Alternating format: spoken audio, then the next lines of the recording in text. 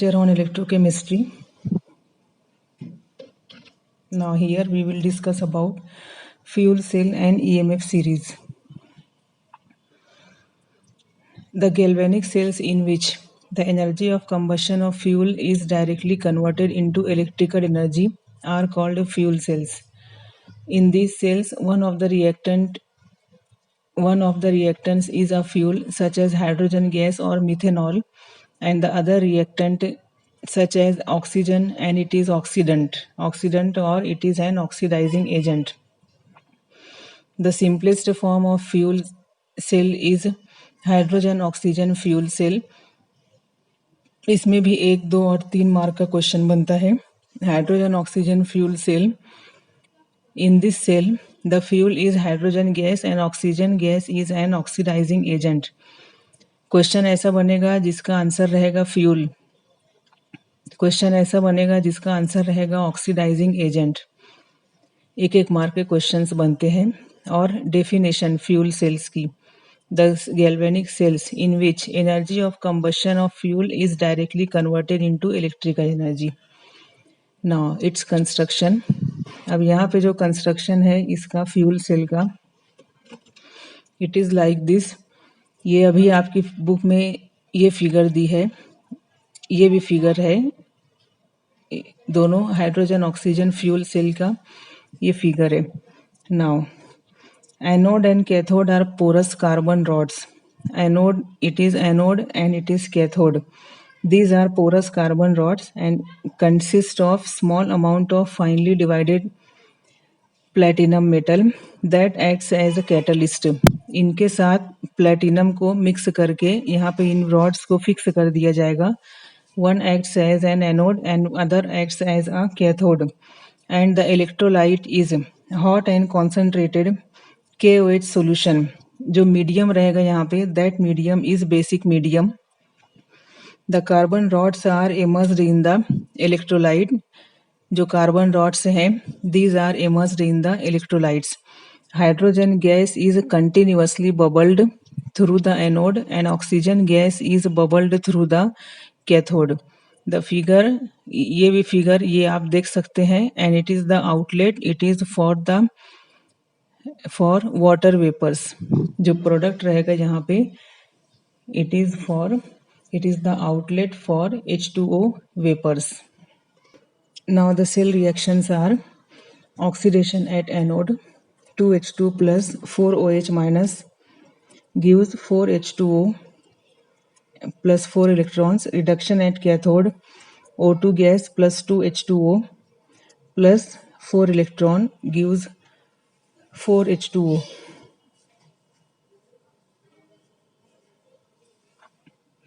Net cell reaction, it is the combination of these two reactions. Therefore, it is the 2H2 plus O2. These two are in gaseous state, gives 2H2O in liquid state. अब यहाँ पे ये जो overall cell reaction है, it is actually the combustion of H2 and there is a formation of liquid water. The chemical energy released during the formation of OH bond is directly converted into electrical energy accompanying in the above combustion reaction. जो H2O molecule है इसमें OH bond बन रहा है, तो जो यहाँ पे एनर्जी रिलीज हो रही है, energy is released during the formation of bond. As OH bond is formed, therefore the energy is directly converted into electrical energy during the above combustion reaction. The cell continues to operate as long as H2 and O2 gases are supplied to the electrodes. EMF of the cell is E0 of cathode minus E0 of anode. Cathode का potential है 0.4, एनोड का potential है -0.83. We will get 1.23 volt. जो fuel cell रहेगा ये potential देगा 1.23 volt. इसके एडवांटेजेस क्या हैं? The reacting substances are continuously supplied to the electrodes. These substances are stored outside of the cell. Unlike the conventional galvanic cells, fuel cells do not have to be discarded on consuming chemicals. जब तक हम chemicals को supply करते रहेंगे उस वक्त तक cell functioning में रहेगा। They are non polluting as the only reaction product is water and the efficiency of the cell is of about 70%। इसका ड्रॉबैक लेते हैं हम। H2 gas is hazardous to handle and the cost of preparing H2 is high. और जो potential इसका हमने calculate किया है 1.23 वोल्ट। जब ये प्रैक्टिकल में आता है सेल तो इससे कम वोल्ट हमको मिलता है। The actual potential is less than 1.23 volt. Now next है applications of fuel cells. These are different applications of the fuel cells. The fuel cells are used on experimental basis in automobiles. The fuel cells are used for electrical power in the space program and in spacecrafts. The fuel cell is operated at such a high temperature that the water evaporates at the same rate as it is formed. जैसे जैसे बनते जाएगा फौरन ये evaporate होते जाएगा। The vapour is condensed and pure water formed is used for drinking by astronauts and in future fuel cells can be explored as power generators in hospitals, hotels and homes because its efficiency is very high and it is non-polluting. Now next topic is electrochemical series और electromotive series और activity series. 1 और 2 mark का question इसके ऊपर बनता है, कई सारे क्वेश्चंस बनते हैं। The electrochemical series is defined as the arrangement of electrodes metal और non metal in contact with their ions with the electrode half reactions in order of decreasing standard potentials. Actual में जो potentials हैं, these potentials are reduction potentials, but according to modern IUPAC convention, the word reduction is dropped. Therefore, only standard potentials, these words are used. जो electrodes हैं, these are arranged in order of decreasing standard potentials. So it is the EMF series. EMF series. यहाँ पे आपको hydrogen electrode मिलेगा। It is the hydrogen electrode. इसका potential हमको 0 मिलेगा। जैसे जैसे हाइड्रोजन इलेक्ट्रोड से हम ऊपर जाते जाएंगे the standard potential goes on increasing. Hydrogen से नीचे हम आते जाएंगे द स्टैंडर्ड पोटेंशियल से बिकम मोर निगेटिव। ऊपर से नीचे हम देखेंगे इसका मतलब standard potential goes on decreasing from top to bottom. ये जो एरो है ऊपर से नीचे ये शो कर रहा है increasing strength of reducing agent. नीचे हम आते जाएंगे जो राइट साइड का स्पीसीज रहेगा वो रहेगा reducing agent is increasing strength as reducing agent. जो नीचे के रहेंगे उनका रिड्यूसिंग पावर बढ़ते जाएगा। ये जो एरो, इस एरो को अगर हम देखेंगे यहाँ पे लिखा हुआ है increasing strength as oxidising agents. ये जो है जैसे जैसे हम ऊपर जाते जाएंगे from bottom to top the oxidising power goes on increasing strength. ऊपर अगर हम देखेंगे ये फ्लोरीन है और हमको पता है fluorine it is one of the powerful oxidising agent. ये लिथियम है, ये हमको पता है it is one of the powerful reducing agent. ये टॉप मोस्ट पे फ्लोरीन और यहाँ पे बॉटम पे हमको लिथियम इलेक्ट्रोड मिलेगा। तो ये देख के हम याद रख सकते हैं कि जो यहाँ पे फ्लोरीन इलेक्ट्रोड का पोटेंशियल मिलेगा +2.87, लिथियम का मिलेगा -3.045। अब what are the different applications of electrochemical series. ये जो हाफ रिएक्शंस यहाँ पे लिखे हुए हैं, जितने रिएक्शंस हैं all reactions are reduction reactions and the oxidizing agents and electrons appear on the left side of the half reaction while the reducing agent appear on the right side while the reducing agents are on the right side in the half reaction.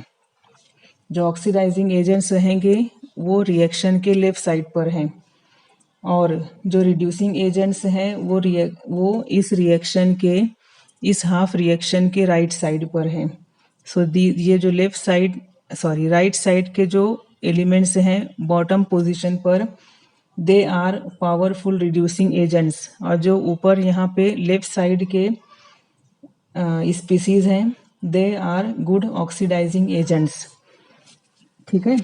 Now अब यहाँ पे ये जो hydrogen electrode है ये hydrogen electrode below hydrogen electrode the negative standard potential increases and above hydrogen positive standard potential increases.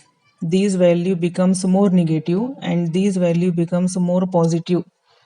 E0 values apply to the reduction half reactions that occur in the forward direction as written. जैसे यहाँ पे ये reaction लिखा है तो यहाँ पे ये वैल्यूज हमको मिलेंगी.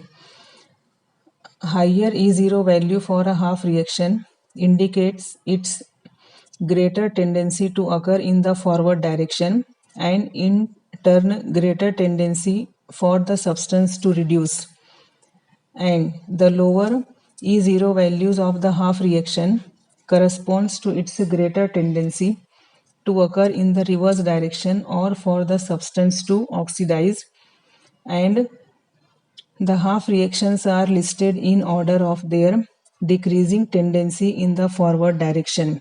ये जो रिएक्शंस हैं जैसे जैसे हम ऊपर से नीचे जाते जाएंगे this forward reaction the tendency of this forward reaction goes on decreasing. Now these are different applications of electrochemical series. Relative strength of oxidizing agents. The species on the left side of the half reactions are oxidizing agents. अभी जो मैंने आपको कहा सब यही सब है. E0 value is a measure of the tendency of the species to accept electrons and get reduced. Larger the E0 value, greater is the oxidizing strength. As we move down the series, E0 value and strength of oxidizing agents decreases from top to bottom. ये 1 mark का question इसके ऊपर बनता है. Relative strength of reducing agents. The species on right side of the half reactions are reducing agents. जैसा इस oxidising agents में लिखा है इसका अपोजिट यहाँ पे हमको रिड्यूसिंग एजेंट के लिए लिखना रहेगा. The species appearing at the bottom right side of the half reactions with large negative values. Large negative E0 values are effective electron donors. They serve as strong reducing agents. The strength of the reducing agents increases from top to bottom as E0 values decrease. Next application is spontaneity of the redox reaction. Redox reaction spontaneous कब होगा? When EMF of the cell is positive, at that time the cell reaction is spontaneous. Spontaneous है इसका मतलब क्या हम galvanic cell हम बना सकते हैं हम by observing the EMF series. A redox reaction in galvanic cell is spontaneous only if the species with higher E0 value is reduced. जिसका E0 वैल्यू ज़्यादा रहेगा वो रिड्यूस होगा. इसका मतलब उसका यूज़ करके हम बनाएंगे cathode accepts electrons and that with lower E0 value is oxidized. जिसका E0 वैल्यू कम रहेगा उसको हम एनोड के तौर पे लेंगे, जिसका E0 वैल्यू ज़्यादा रहेगा उसको हम कैथोड के तौर पे लेंगे. The standard cell potential must be positive for a reaction to be spontaneous under the standard conditions. For example, this cell magnesium electrode को सिल्वर इलेक्ट्रोड के साथ यहाँ पे कंबाइन किया गया है. Here double vertical line must be present. So here is double vertical line. It represents the salt bridge. Magnesium electrode का standard potential है -2.37. सिल्वर इलेक्ट्रोड का मिलेगा 0.8 वोल्ट.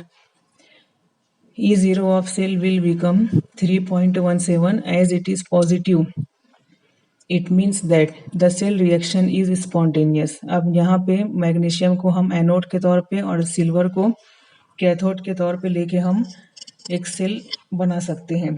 और यहाँ पे हम ऑब्जर्व करते हैं, अगर for example like this, it is the zinc electrode. ये जिंक इलेक्ट्रोड लेते हैं हम, और एक इलेक्ट्रोड हम ले लेते हैं that is copper electrode. Daniell cell में यही कॉम्बिनेशन है। कॉपर इलेक्ट्रोड का पोटेंशियल है +0.337, जिंक का हमको मिलता है -0.763 volt.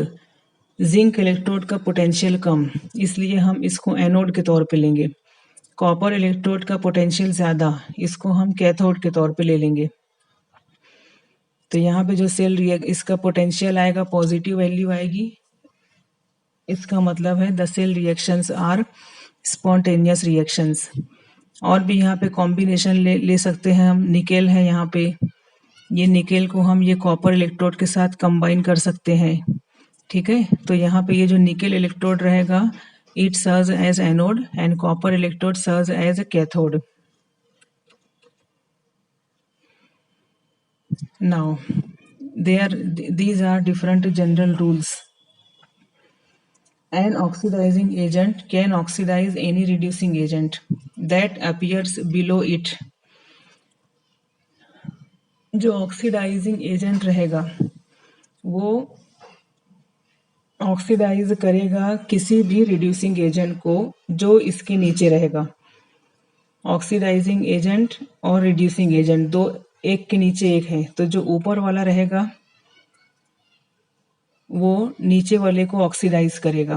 And can not oxidise the reducing agent appearing above it in the EMF series. A reducing agent can reduce the oxidizing agent located above it in the EMF series. ठीक है, so these are the general rules. अब एक electrode पे reaction oxidation का होता है, दूसरे पर रिडक्शन का। ठीक है, तो जिस पे ऑक्सीडेशन का रिएक्शन हुआ, it means that it is reducing agent, और जिस पे ऑक्सीडेशन का रिएक्शन हुआ, जिसके ऊपर रिडक्शन का रिएक्शन हुआ, दैट इज ऑक्सीडाइजिंग एजेंट। यही लिखा हुआ है यहाँ पे ये जनरल रूल्स में। An oxidising agent can oxidise any reducing agent that appears below it and can not oxidise the reducing agent appearing above it in the EMF series. A reducing agent can reduce the oxidizing agent located above it in the EMF series. So it is about the general rules about the EMF series. So it is all about the theory part of electrochemistry. जो बीच बीच में solve एक problems हैं उसको आपको solve करना है, और इसके जो न्यूमेरिकल्स हैं इसकी नोट्स मैंने आपको दी है, उसकी आप प्रैक्टिस कीजिए। ठीक है।